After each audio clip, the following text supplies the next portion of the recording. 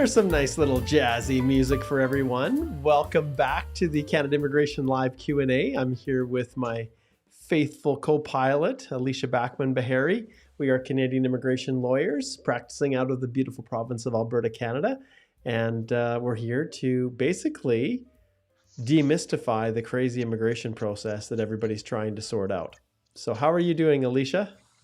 I am doing well. It's a beautiful fall day in Calgary. It's all the colors are changing, the leaves are about to fall, and hopefully we can enjoy it a little bit longer before the frost comes. It is on its way. I can feel it. It is absolutely on its way. All right, let's see who we've got connecting in here for today. It's great to be back at this time. Oh, I'm hitting my mic here. Sorry, my keyboard. It's great to be back here. Once again, I was away for a little bit there, and I did a live yesterday, which was really good to get back into the saddle. And one of the things Alicia and I are talking about now, I think we're going to shift to maybe just one live, and just have Alicia and I do that together each week. And so stay tuned. And if you have not yet subscribed to the YouTube channel, or hit that notification button to get alerted when we go live, please do that now, because it will help you to realize which direction we're going to go next week. And we will see, because we're not yet decided. We may choose to keep it on the Thursday, or we may do it the Wednesday. Either way, it'll be for sure an awesome live Q&A. All right, and the reality is, even though I do express entry Q&As on Wednesdays, the reality is there's questions about all kinds of immigration. So that's our plan. All right, so I'm happy to hear your votes too. And if you have a preference over Wednesday or Thursday, just post in the comments and let us know if which one or which day you like the best. All right. Okay, let's slide over here. I'm going to just drop away our little title if I can. Let's see, maybe I can't. There. Okay, let's pull it up and let's see who we've got here. We've got Kadir. He says hello. I'm gonna maybe shift this just a little bit over. Raul says hello, everyone. And Wagner says, hey, hey. Wagner says, good to see you both. I'm going to try to adjust my little comment here just a little bit so it appears just a little bit better. There we go. Okay, good to see you, Wagner. Absolutely. We've got Nick here. Good to see Nick tuning in. Solomon as well. Hello to you too. We've got Nitesh, who's enjoying the fine afternoon. I guess it's about 2 o'clock, a little after 2 in Toronto. Great to have you with us as well.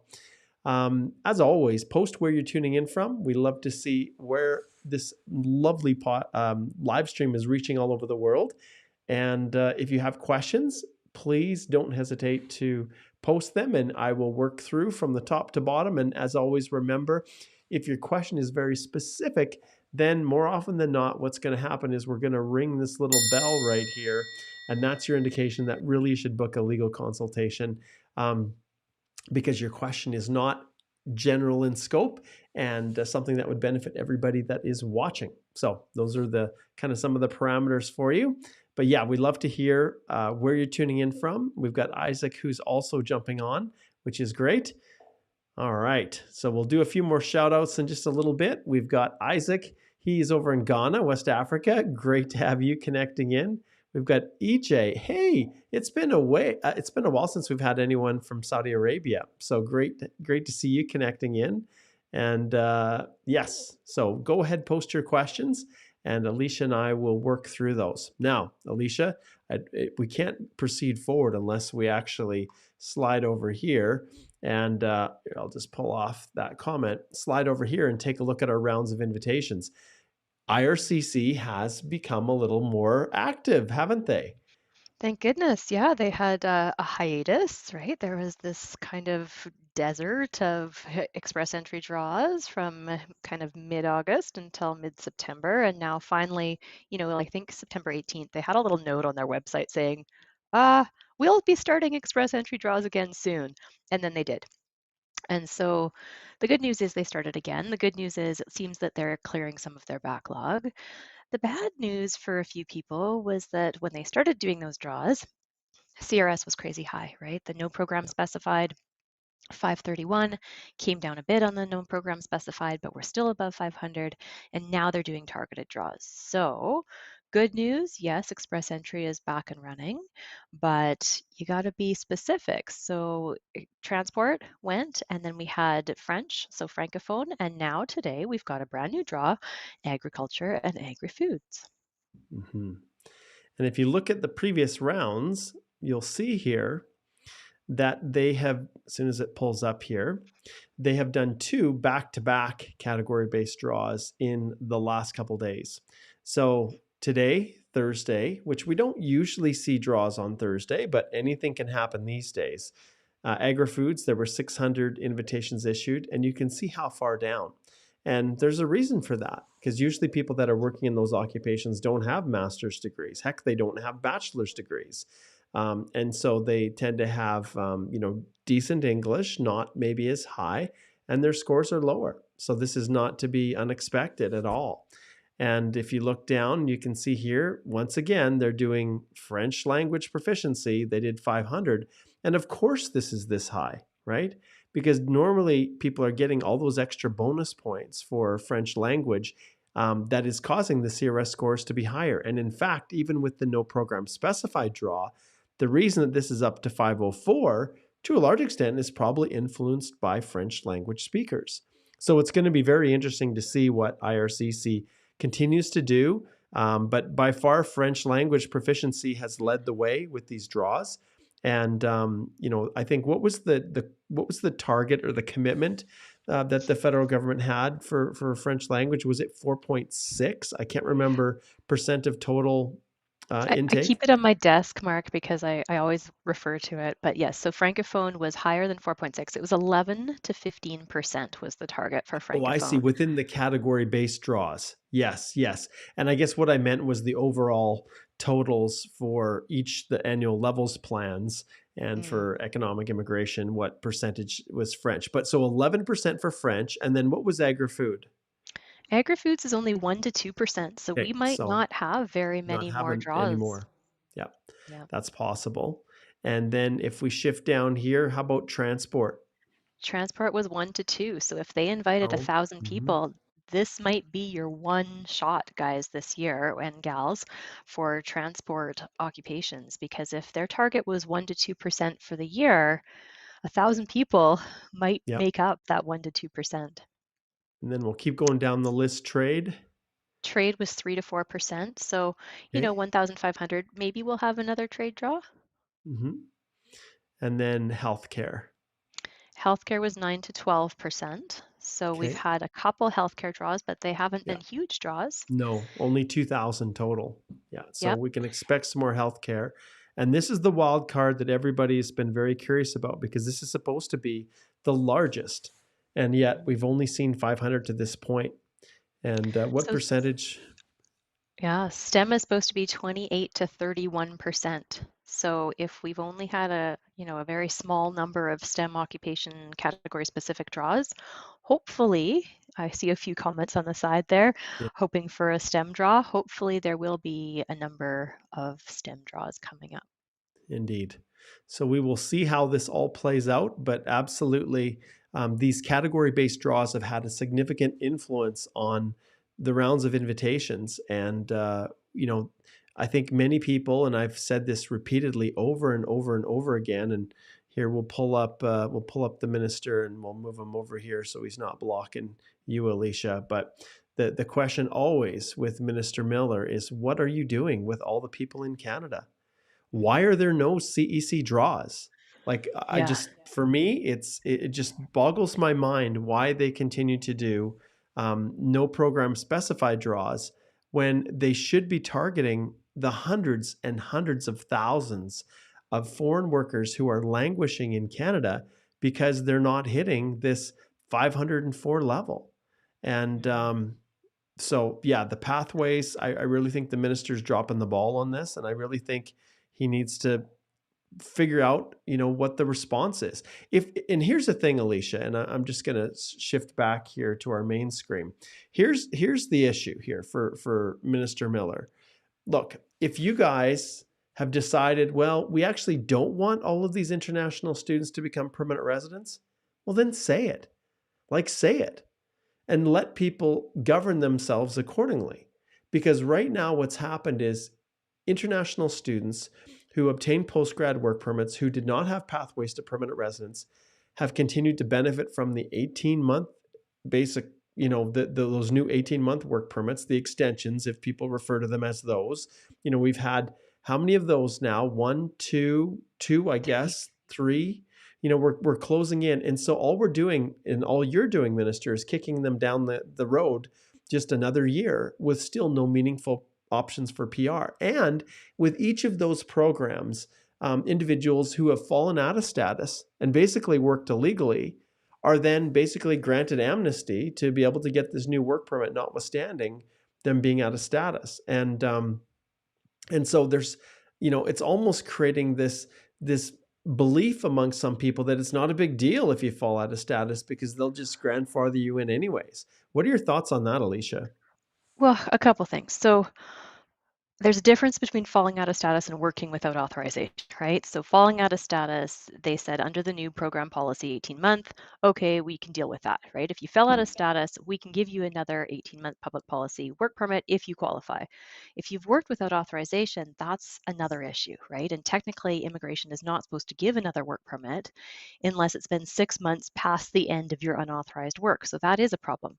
But in terms of what's going on with the pool in general, Mark, I actually was talking with the CPA with this as well because we were looking at, how do we respond to this?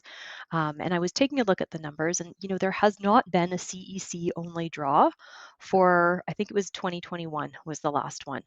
So it is really, really hard for people who have Canadian work experience. And even though STEM is supposed to take up 28 to 31%, keep in mind that that doesn't mean that they're going to do targeted category specific draws to target STEM, No. because a lot of people have already applied under, they have STEM work experience as part of their primary occupation or part of their work history, and they've already maybe had an application in for permanent residence under express entry in just a regular no program specified draw. So the fact that they have created category-based draws is adding a whole bunch of uncertainty.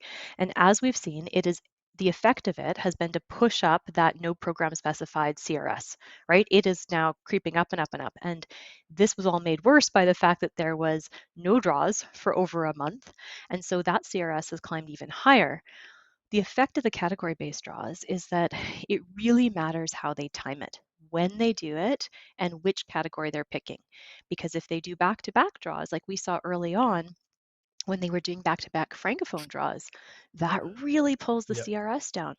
So what I would recommend personally to the minister and to the immigration department is please, please, please, at least once a year, do a CEC draw. Just tell people that they have a lifeline with a CEC draw at least once a year. And the other thing is provide for some predictability in your system, because that's what people really need and want, is to know some sort of pathway to PR and something that they can rely on, because it's become so much more unpredictable with the category-based draws. All right. Well, let's jump in, and we have a question here from Mahima. And Mahima says, I have a question: that can a 2-month paid leave be considered a part of 1 year continuous federal skilled work experience? And maybe just to put things into context, everyone, the 1 year needs to be continuous with no breaks. So if you have a 2-month paid leave, how does IRCC treat that in the context of an express entry application? And this is interesting, Mark, because we were actually just talking about this yesterday on Just our team meeting. So maybe if you want to pull up that link that Igor had put in the chat yesterday, and it gives some policy guidance interpretation from IRCC on what qualifies. I think that link might have been in respect of CEC, but it gives some indication of the length of vacation that might be considered reasonable. And paid is important, right? As Mark said, it's super, super important to make sure that if you have any sort of leave from work, if you're not actively working, you're still getting paid for working. So you can't really make an argument that in most cases that you're working if you're not getting paid to work. So when they're looking at assessing work experience applications, this is anything after November 16th, so current time, then making sure, and this is in the context of CEC, but if you scroll down, it does say, 12 months, any period of employment, full-time work is going to be calculated, and then they're looking at employment status, and they talk about vacation. And I think it might have been right up at the top Was it at the top? of Did we skip through that it? paragraph. But it basically says, if you are taking a vacation, it has to be a reasonable period of vacation. And it's probably going to be something like they actually give, for example, 2 weeks of vacation. And so, yeah, there we go. Allowance for a reasonable period of vacation. And they say, for example, 2 week period of vacation within a 52 week period, right? But then it says it can't be used as a substitute or proxy for meeting that work experience requirement. And at the very end, it says each application is going to be considered on its own merits with a final decision based on the review of all information available to the officer at the time of decision. So basically, the more work experience, the more consistent work experience, the better when you're looking at federal skilled worker, continuous 1 year, 52 weeks of work. If you're stuck in a situation where you have to claim a period that's going to involve that 2 month leave, then really do your best to show that this is industry standard. This is how your employer normally operates. It is paid. Show the proof of payment in your pay stubs, a letter from your employer that it was authorized, and that hopefully you can make an argument to say it should qualify as continuous in terms of meeting your minimum eligibility requirements. But as soon as you deviate from the requirements, the strict requirements of express entry, there's always a risk that the officer can say, I don't think that qualifies as your continuous period. Yeah. All right. Okay, so we've got, I'll just pull this up here. Wagner says, anyone else praying for STEM draw 267? And unfortunately, Wagner, as we looked here, they did do a 267, but it wasn't STEM. It was agriculture and agri-food. So I think a lot of people are kind of in that situation and are just wondering what the heck is going on. And especially with the two pillars of everything that they talked about earlier in the year. One was like STEM, IT, and the other is basically the importance of international students and having pathways. And we just have really seen it just seems like IRCC is really dropping the ball on this. All right, let's jump to another question here. Okay, so I'm going to bring this one up, Solomon, but I highly recommend that you book a consult. So Solomon says, during PNP, Express Entry, EAPR, I've sent all the documents except passports for 3 of my children. I wrote an LOE that it was beyond my control to get the passport and send receipt of fee for the passport as proof. And I think Solomon probably what he's asking here, and I'm just going to pull up all of his comments. He says, after AOR, I received a letter.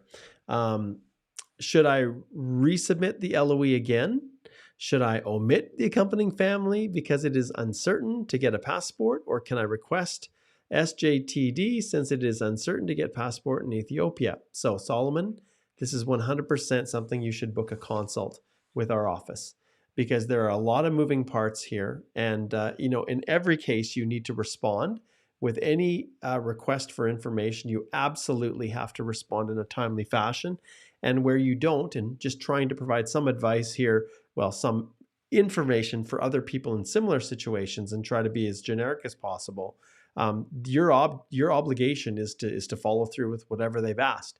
And like you've said, if they've come back and they've asked for something that you've already submitted, then resubmit it. If you can't get the document that they're asking for or it's still delayed, then yes, you're going to re-emphasize that please grant me an extension of time. I've been trying to get these documents, but I can't, I'm still waiting on a third party. And if you have proof or evidence that you've actually submitted a request for them, then you're going to re-include that again and make sure it's all there before an officer.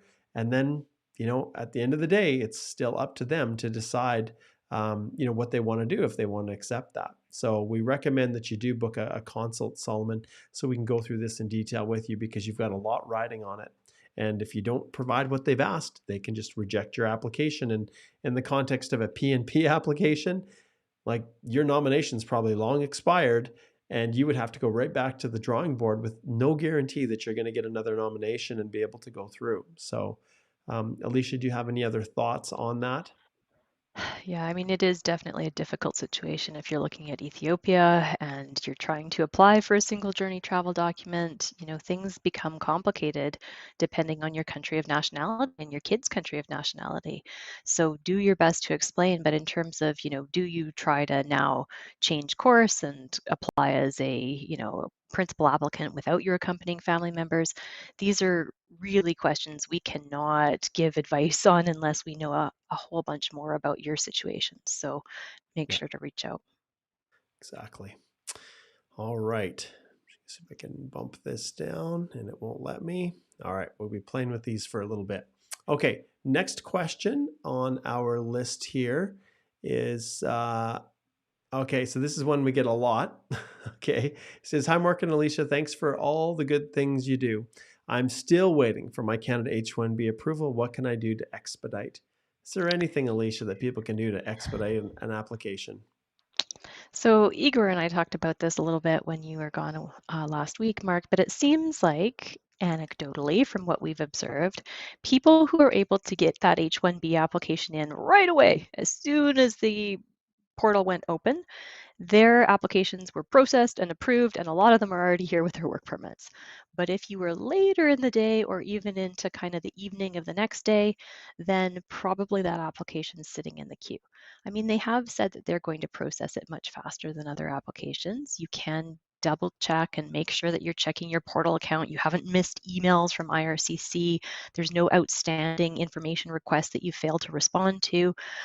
You can make sure that all your documentation is still in order, that your passports are still valid, that you still have all of the proof that you do meet the H-1B, that you have residency in the US in case you failed to properly put that in the beginning. But other than that, there's not a lot you can do to expedite. It's a matter of that application being processed and you just being ready with any supplementary documentation if they do ask for it.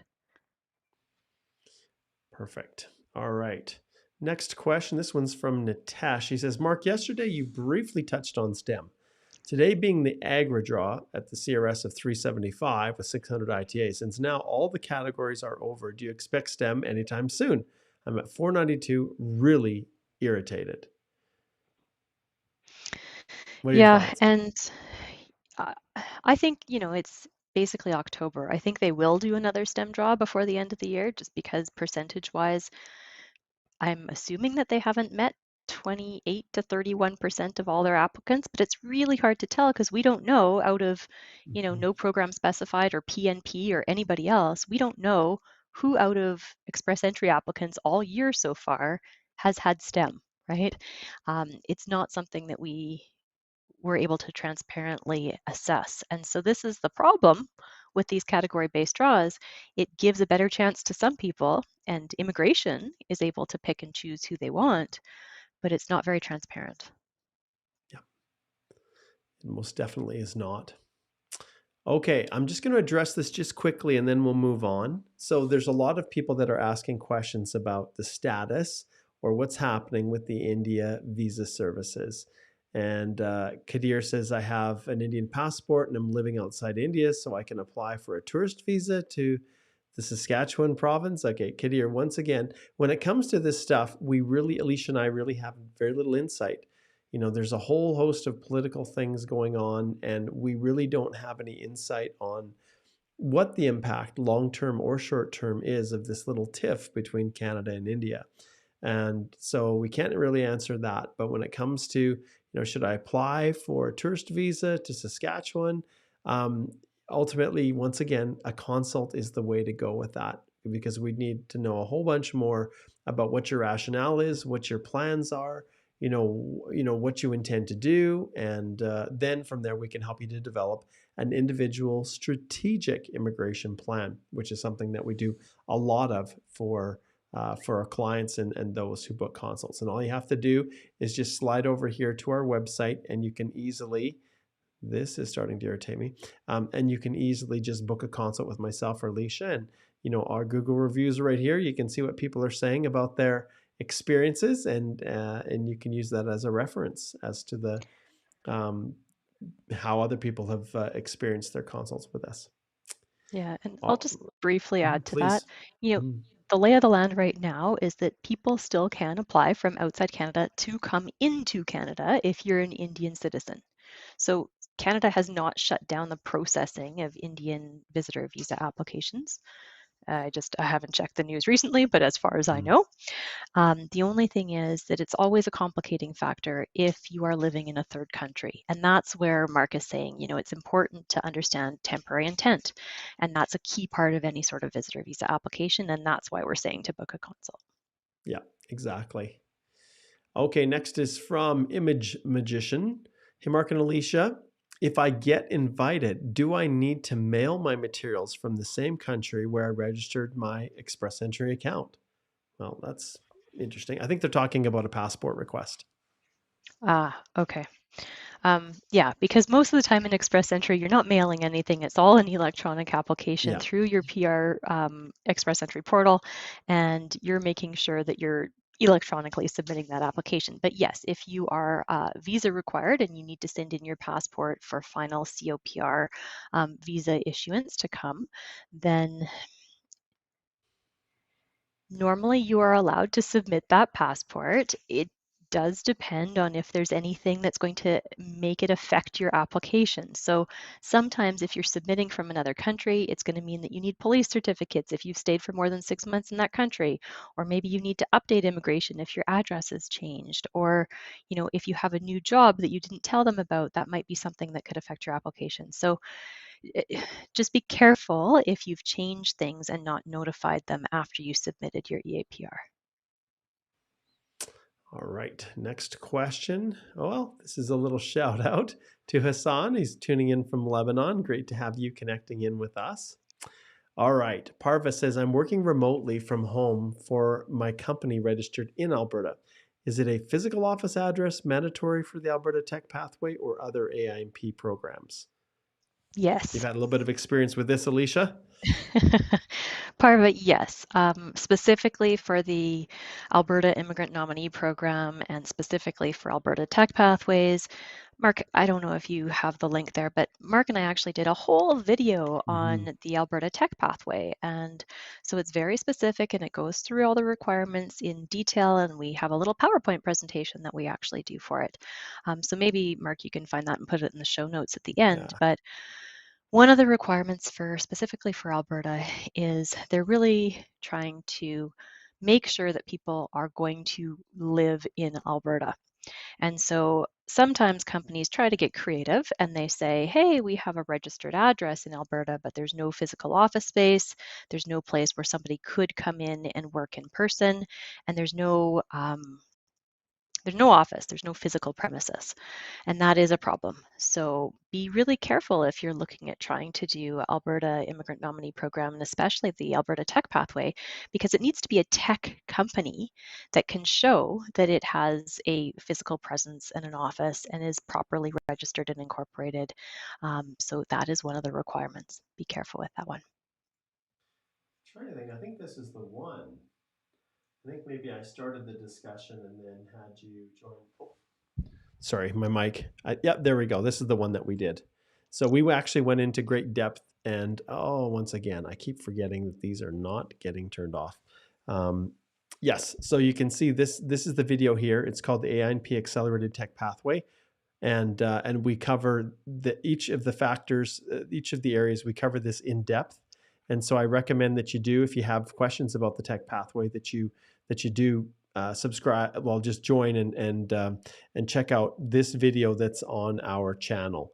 And like I've talked about before on the channel, when you're here and you subscribe, you actually have the ability to search, and there's a little search feature here, and you can type in and you can have the ability to search the over 831 videos.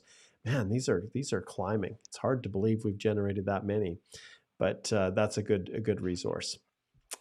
Okay, next on our list here, um, let's go with Nick here. So he says, my work permit is ending in February 2024, and my CRS score is 451. So am I on an edge?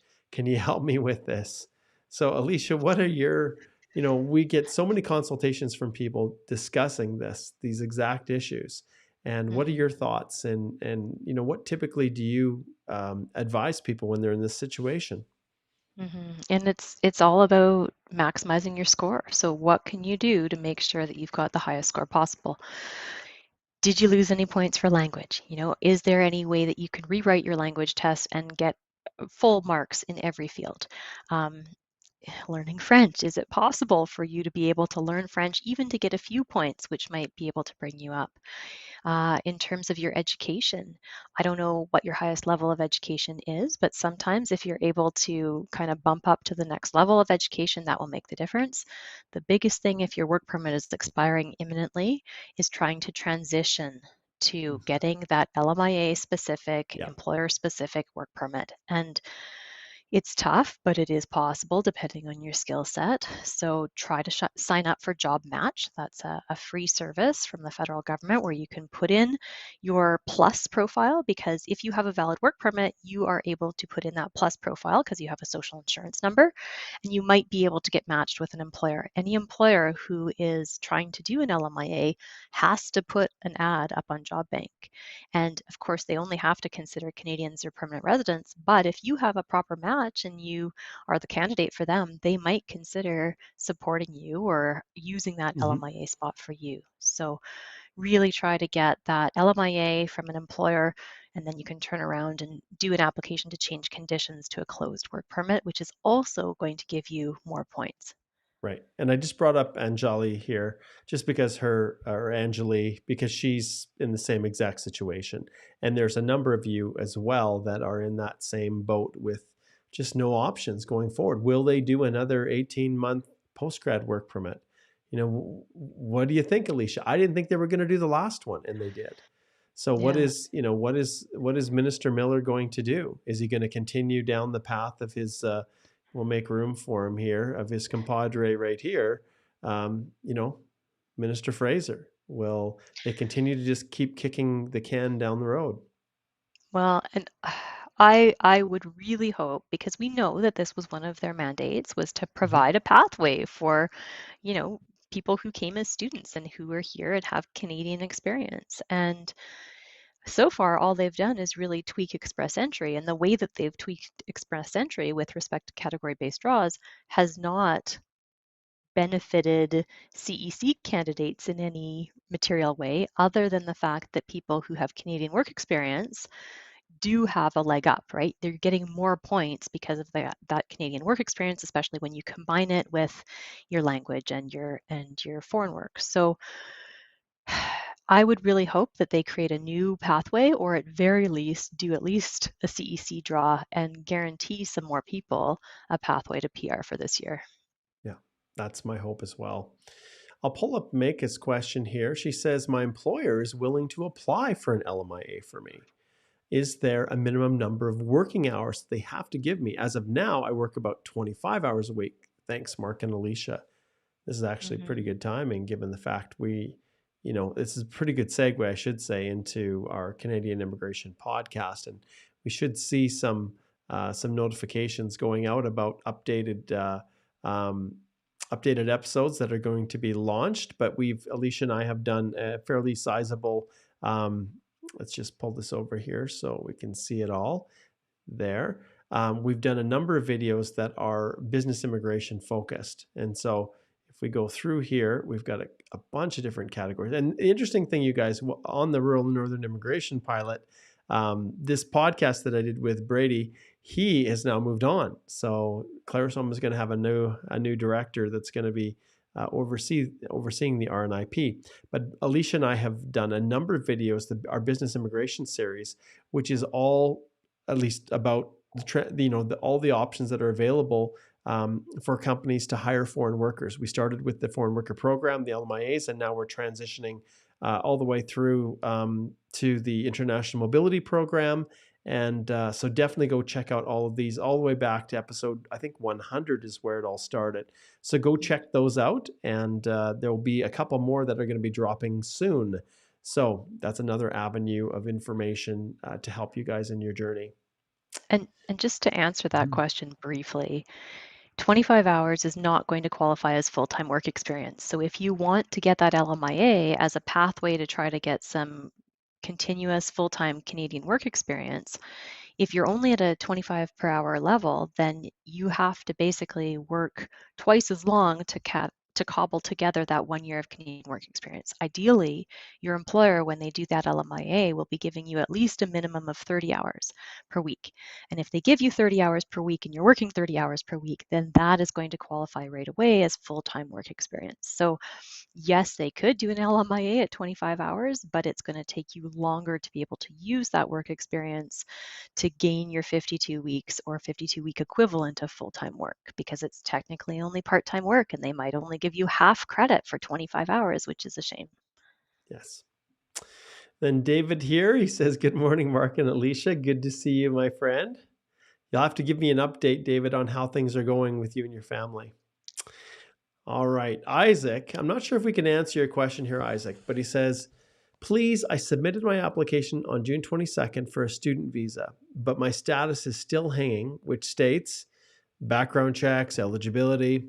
For how long would my status change? Thank you." So I think what they're basically saying is, how long does it take to get off of these background and security checks in the context of a student visa? And I don't know if you have any thoughts on this, but it's really hard for us to offer any meaningful direction or advice with these types of questions because there are so many factors that we just don't know. And even internally, the government can move applications anywhere and they don't post processing times between stages. So the best you can do is go on those big aggregated information sites where people are sharing their experiences of where they're at in the process. And in all honesty, when you're trying to figure these things out, those are actually those crowdsourced, data sets are some of the best places to go to try to figure out timing and when you can expect your application to advance from one stage to another to ultimate approval. But I don't know if you have any other thoughts or direction for Isaac here. Yeah, Isaac, I mean, it really does depend how many countries you lived in since age 18, if you had to do background and security checks as well. So, if this is stalled on background and security checks for a long time, if you ever had a charge or an arrest or a detention in any country ever, and immigration is having to go check with those countries and try to get information exchange between foreign governments, that can be a problem. So if you know that you have some sort of arrest or charge in your background or history, then it might be a good idea to go and do an access to information and privacy request and try to see if there's something that's getting pulled up on your file.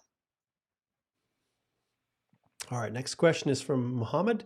He says, "Hi, Mark and Alicia. Hope you're doing well. My CRS score is 457, and I'm an Ethiopian highway engineer working in Sierra Leone. Do I have a chance to be selected when I see the latest draw, 500 plus?" Ugh, and this is so hard because do you have a chance? Well, maybe, but probably not right away, right? Like to see those CRS scores come down, it's probably going to take months and months of consistent draws. And we just haven't had months and months of consistent draws. No. And even last year, with a 457, maybe, but it also depends how old you are, because sometimes what happens is, you're going to hit your maximum age and then your age points are going to go down, even though your work experience points might go up. So that's where it becomes a little bit problematic unless you're able to learn another language or complete another, master's degree, maybe. It becomes tricky. I don't know if you're a single applicant or if you're applying with a spouse. Sometimes, people get desperate and they say, you know what, I'm just going to apply as the principal applicant because I can get slightly more points. And then maybe that's the way to go, depending on your situation in terms of whether you're married and whether the spousal points are dragging your score down or not. But it's tough. All right, let's go to our next question here.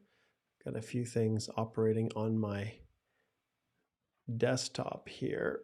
Let's pull this over. Okay, Next, here's G2D2. Haven't seen you around for a while. Greetings to you too from Tunisia. Okay, Joyful Journey says, what should we absolutely do the first week after arriving in Canada? Do you want the fun answer or do you want the practical answer? I'll give the practical answer. Mark can give the fun one. I feel that that's the way to go. So make sure that when you come here, you are able to go out and you're going to make sure that you apply for your social insurance number and you're going to make sure that you go and try to get your provincial ID or driver's license so that you can apply for healthcare. That's the practical answer. That's a good answer. And realistically, well, if it's the first week after becoming a permanent resident, celebrate. Celebrate that you're finally here. And I bet you any money, Joyful Journeys, your journey was not entirely joyful the whole time. So just celebrate and just take a moment to just breathe and realize you're finally here. All right. This is a different one. I'm not sure if we can answer this one, but it says, what's the procedure to get citizenship by being a refugee in Canada? All right, so Bennett, if you are a successful refugee claimant, so if you are found by the Refugee Protection Division to be a protected person, then you're going to still need to apply for your permanent residency documentation. And then it's the same thing as everybody else. So once you're a permanent resident, then you have to accumulate your days of Canadian permanent residency, 1,095 days as a PR before you can apply for your Canadian citizenship. You're going to have to write the knowledge exam and the language exam. So 1,095 days as a Canadian permanent resident.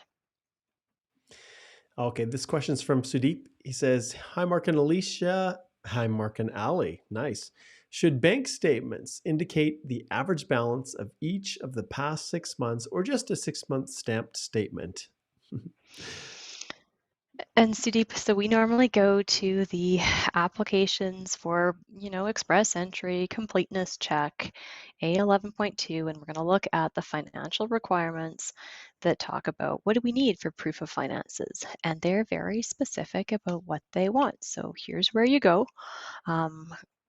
Make sure that you scroll down to the proof of funds section, and then it's going to talk about an official letter, one or more financial institutes, listing all your current bank and investment accounts, as well as outstanding debts, right? So not just your assets, but also the liabilities of that institution. Print it on letterhead, include your name, contact information of the bank, and sometimes the bank doesn't have that if they're doing a virtual statement, but do your best to try to get the address, phone number, email address, the bank account numbers, each date the bank account was opened, like each of your accounts. And here's where it says the current balance of each account, as well as the average balance in your entire portfolio at that institution for the last 6 months. So there you go. And lots of people forget that if the bank is willing to give you this letter, you don't need to provide 6 months of bank statements. So you can see here, if they give you a letter that includes all of this, it's an official letter and has everything in it, then you don't need to provide 6 months of bank statements. It's typically when you can't get the letter that shows, the average balance for the past 6 months, that then I will tack in, and I'll tell my clients to include, copies of the last 6 months of bank statements as well. And that's obviously Yeah, for the accounts, that you're providing proof of funds in. and I don't know about you, Mark, but I find that a lot of banks will not give a letter Yep, that they just don't. specifically meets these requirements. There's always something missing, and that's where you want to make sure that you're doing your best to provide everything immigration's asking for. Yeah. Okiring, Timothy here, he asked this question, and Timothy, we've been, debating this for quite some time. He says, sorry for joining late. What's the government doing for student applications for now? Rumors circulating, no more student approvals. Please comment. And you can see when the government isn't transparent about what they're doing, then all kinds of rumors just float around. But clearly, I think they realize they're taking in way more international students than they can handle. Heck, there are schools that are just created for the sole purpose of of developing education programs for international students, and not even Canadian or permanent resident students attend. Those private schools are popping up all over the place. Why? Because there's big money in it. But what are your thoughts, Alicia, on the impact of all of this on future processing of study permits for new applicants? Mhm. And I think part of it too is because some Canadian cities are starting to feel the pressure in terms of housing, right? And so I think some of this is politically coming to, I guess, the limelight because cities and particular municipalities are saying, we don't have any student housing anymore. We don't have affordable, low cost housing for people Yeah. because we just don't have the infrastructure. We haven't been building out and constructing multi-residential areas or kind of higher density residences in the last 10 to 15 years. And so now cities and municipal governments, but also provincial and federal governments are saying, well, where do we put people, right? How do we Yes. deal with inflation? How do we deal with these housing costs? Students need an affordable place to live. So do workers. So does everybody who's here. Yeah. So it's becoming an issue. And so I think they're starting to look at what are the solutions? And it's really, really important that you pick your school carefully, right? Make sure that if you are looking to come to Canada, you are only looking at designated learning institutions, right? It has to be a DLI. If you are coming and you have a designated learning institution and you haven't done your homework to make sure that that program is postgrad work permit eligible, that's really, really problematic, right? You always want to have some sort of way of, if you like it in Canada and you want to apply for a work permit at the end of your studies, make sure that you have that pathway for the postgrad work permit. So not all DLIs have PGWP eligible programs. So be really careful with that and make sure that you are trying to look for a study permit and a program of studies that's at least 2 years in duration so that you can get that hopefully 3-year PGWP work permit at the end of the day. Yes. All right, Danielle has got a very positive dilemma that she's trying to work through here. She says, how can one do, or basically, how can one choose maybe after receiving two invitations, and maybe they're notifications of interest from two provinces, one from New Brunswick and Ontario? How could one person pick between the two in terms of how fast a nomination can come and the service delivery? So these are both express entry, I have to assume, and they were both triggered probably because of the profile. And to have both New Brunswick and Ontario extend notifications of interest, it's not unheard of. I have had clients that have done that. But Alicia, do you have any thoughts on how you would go about selecting? Because I don't know if Daniela is in Canada even. It doesn't say that. So we don't want to make too many assumptions, but what would your advice be in trying to choose? What are the factors you look at? hmm So the factors I would look at is, which province do you have a better chance of actually living in, right? Hmm. Because you do have to follow through on your intent to actually live in one of these provinces. So if there's no way in the world that you want to live in Ontario, don't take Ontario's notification of interest. Or same thing with New Brunswick, right? Like you do your homework and make sure that New Brunswick or Ontario would be a place that you want to live because you do need to follow through on your intention. In terms of the programs themselves, then take a look at what are the program requirements, eligibility requirements. Both of them, you do have to prove that intent to live in the province. And it's interesting, Mark. I had a client who had an OINP master's stream notification of interest, and they're very picky about your proof of intent to live in the province of Ontario, for example. So even though in our case we had provided the lease agreement, the prior lease agreement, the driver's license, everything showing the address in Ontario, it turned out there was a mailing address that comes to a slightly different address in the building, and so they wanted to know why, right? So they wanted to have further proof of intent of living in Ontario if there's anything that's just a little bit out of the ordinary on your Mm, application. So be yep, careful, make sure you meet those program requirements. And of course, in our case, the client did, and it was just a matter of explaining it. And congratulations to him. He got his nomination today, which right. is great. But take a look at those programs, make sure you can meet the eligibility, and then in the long term, make sure you're going to be able to reside in that province. Yeah. You know, and anecdotally, understand you guys, this is not fact. I'm just kind of, it's my own supposition. When you have a province like Ontario where the demand for each of those nominations is so overwhelming, like there's probably, 200 people all vying for the same nomination. Whereas you take New Brunswick, where there's probably not as many people looking for those spots. Maybe there's only 10 vying for that one nomination spot. And so, obviously, you always want to make sure your applications are perfect and that you have everything in them that you need when you file, because you don't want them to get rejected for you not providing what they're asking for. But I kind of get the sense that some of the smaller provinces are a little bit more kind with people than Ontario and say British Columbia, for instance. But notwithstanding, do everything in your power to make sure that your answers are true, complete, correct, and that you have all of the documents that they've asked for up front. Okay, Rowan says, hey, Mark and Alicia, are there any programs for engineers without job offers due to the house inflation crisis? So, I guess, yes, you can Yeah. qualify for straight express entry. There are programs where you don't have to have a job offer under some of the provincial nominee programs. A lot of them do require a job offer in that province, so it's harder. But theoretically, yes, if you had enough CRS points, straight CRS points, you can apply for express entry even if you don't have a job offer, if you've got enough language points and education points and your spouse's points and all of that. But for sure, it does help if you have a job offer. Yeah, it sure does. It's become so, so important these days. All right, we'll wrap up here with Spider-Man. He says, as always, with you in your live streams. And then here's the question, Alicia. So Spider-Man says, post-grad expires January 2024 now. What if the person applies for a work permit extension, even when there's no temporary extension measure, just to keep working until the application is rejected? Would this be viable? What are your thoughts in this world? Lots of people are thinking about this.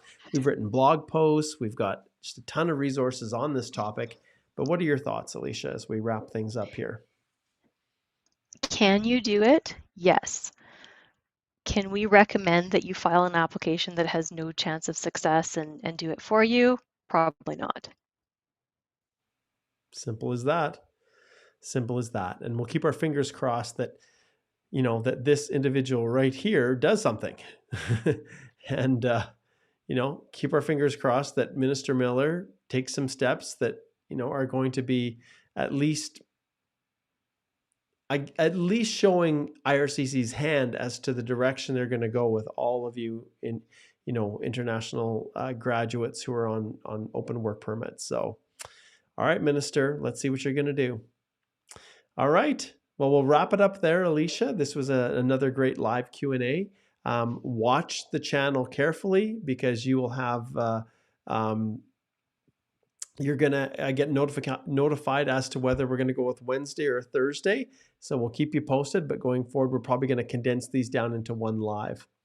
All right. And also those of you in category-based draws, I just wanted to let you know that if you go to the Canadian Immigration Institute, you will see, and I'm just going to flip back here one more time. So our main Canadian Immigration Institute website, this is where a lot of our courses and things are going to be housed.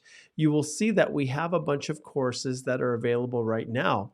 One of the things that we're going to be transitioning into is just straight master classes that target the category-based draws. So when immigration is doing draws for agri-food, and transport, we are going to be doing one specifically targeted to transport, those who've received ITAs under this category, because there are common problems and pitfalls that they fall into. So we're going to set up a paid masterclass that is targeted specifically to each of these. And depending upon, the volume of individuals and how many are interested, we may then choose to expand as well and do individual master classes that target other categories, because you can then lump everybody together and the specific advice that's being given is really, really targeted to individuals in these particular occupations and in these industries. And there are some unique challenges absolutely associated with it.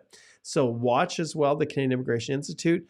We just wrapping up this masterclass for Express Entry right now, and we're going to be doing another one in the future. And remember, when you subscribe to the Express Entry course, you then have access to future master classes that come up. So watch out for that.